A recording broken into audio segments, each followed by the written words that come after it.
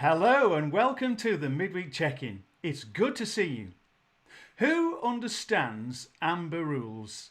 Can you travel to a country on the amber list? Currently, the advice is don't take a holiday in those countries, but if it's work related, you can. Then the Environment Secretary says it's okay to see friends and family in countries on the amber list. All of these visits are, of course, subject to a home quarantine on return for 10 days with a test on days 2 and 8. We've been so used to living with stringent rules that we start to get antsy when the rules become less defined. My interest, as previously stated, is less to do with governmental effectiveness and far more to do with human nature. The rule is: take your own responsibility. If you rely on the lawmaker, then you can always whinge at that authority and blame the government if it goes pear-shaped. We're adults. We're responsible. Our relationship with rules has historically been an interesting one. In the past, we've used them to legitimate murder, to promote racist and sexist bias, and all other manner of evil too. To use just one emotive example, homosexuality was punishable with a jail sentence in this country up to 1967. Point is, rules change, laws change, our ideas change. We need rules, we need laws. A safe and fair society relies on such a framework. Long sentence alert. Focus, focus. The Bible is a case study in how society sets up a legal framework, a God-ordained framework, of rules to follow, and how those rules, in and of themselves, are totally inadequate when it comes to a relationship with God. We want a fair and just society, but if you're a Jesus follower, you've got to know that more's expected of you. In broad brushstrokes, the Old Testament is about the law, the New Testament is about the difference the Spirit makes. Jesus started to unpick blind allegiance to the law, a move which got him killed. So attending to the ways of the Spirit should carry a health warning. Maybe this ought to be printed on the front of Bibles, much like cigarette packs. Imbibing the Spirit can be seriously injurious to health. Proceed with caution. The seeds of the Spirit were sown in the Old Testament, so we're going to look at one story there before we see what Jesus has to say. The starkest example of what following the law looks like can be found in Ezekiel 37. You know the account of the Valley of Dry Bones. This picture that Ezekiel saw is God's critique on just following the law. God gave the law, the 10 Commandments. We have to stand on a firm bedrock of understanding and practicing adherence to the law.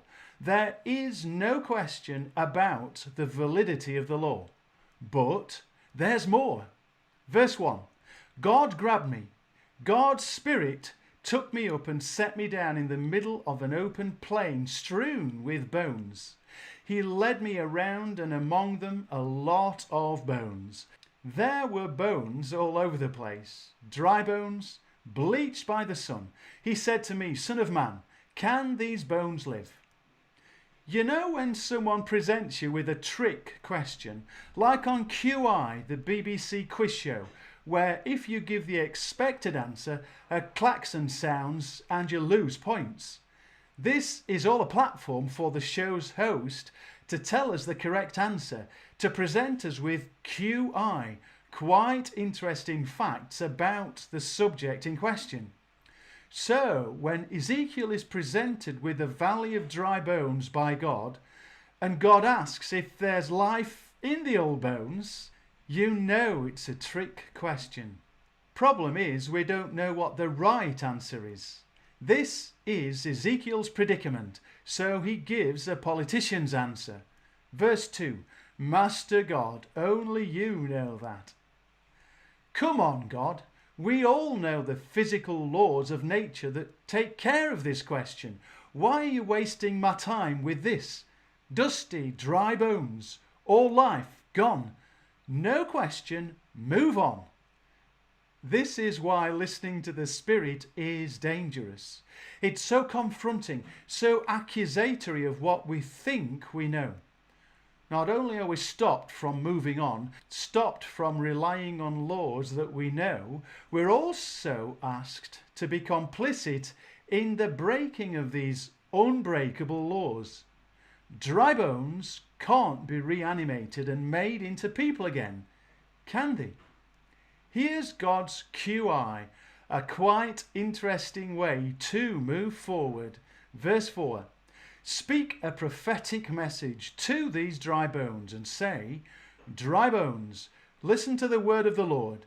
This is what the sovereign Lord says. Look, I am going to put breath into you and make you live again. It seems that we have to be complicit with the Spirit. It seems that we have to work against the natural order of things so that God's order can be re-established. Here's the critique God gives, levelled at humanity for blindly following the law, even God's law.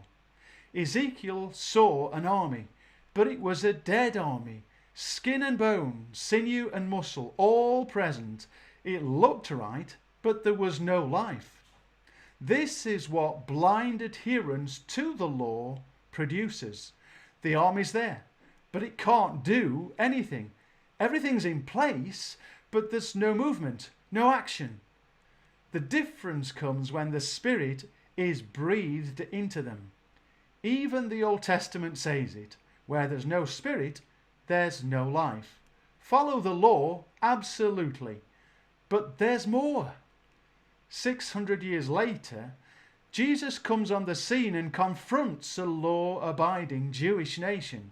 Just like the Amber Rules conversation, the outcome is by no means clear. On the one hand, Jesus says the rules don't need to be followed. On the other, he says the rules don't go far enough. Here's the first scenario, Matthew 12. One Sabbath, Jesus was strolling with his disciples through a field of ripe grain. Hungry, the disciples were pulling off the heads of grain and munching on them. Some Pharisees reported them to Jesus. Your disciples are breaking the Sabbath rules. Jesus quoted Hosea in his response. God says, I prefer a flexible heart to an inflexible ritual. This, in one phrase, again from the Old Testament, is the direction that Holy Spirit wants to take us in. Here's the direction. Follow the rules. And the rules are, above all, follow me. Or as Jesus said, love the Lord your God with all your heart, all your soul, and all your mind. Using your mind is following the law. But Jesus says use your emotions and your spirit as well. Use common sense, or more accurately, spirit sense. Then there's the second scenario, Jesus' powerful teaching from the Sermon on the Mount. He says he didn't come to abolish, but to fulfill the law, because the law doesn't go far enough. In the You Have Heard It Said section, Matthew 5:17, he says that laws on murder don't go far enough because they should be addressing the impulse to keep our anger in check. He says that laws on adultery don't go far enough because they should be addressing the impulse to look at another person lustfully. He says that laws on fair play don't go far enough because they should be addressing the impulse to insist on eye for an eye when mercy should be the guiding principle. These two examples on how Jesus approached Jewish law encapsulate how the Spirit works. Sometimes the law's overburdensome. Other times the law's not strict enough. Amber rules or what? Keeping the law of the land sustains a fair and just society, But you've got to know that this is not why Jesus died on the cross. Do you imagine that the end game of such a beautifully unselfish, merciful, life-giving, sacrificial act was to teach us to be law-abiding citizens? Religion has been utilised in service of keeping a law-abiding civilization, but there's more. Jesus promises so much more. Pentecost heralds the setting up of church as an alternative society. It must be law-abiding, of course, but as in Matthew 5, we go further. Our society looks at the root causes of anger and lust and practices the life-giving energy found in extending mercy instead of judgment. The laws for our society are above and beyond what's expected of the world, and Pentecost reminds us that the only way to secure and maintain this above and beyondness comes from the Spirit.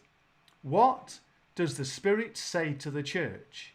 Do we want to be a dead army, dry bones, all rules and no action? Or are we readying ourselves to be breathed into again? Pentecost beckons. Thanks for listening. Prayers tomorrow. See you Sunday. Have a great week. Be blessed. Stay safe.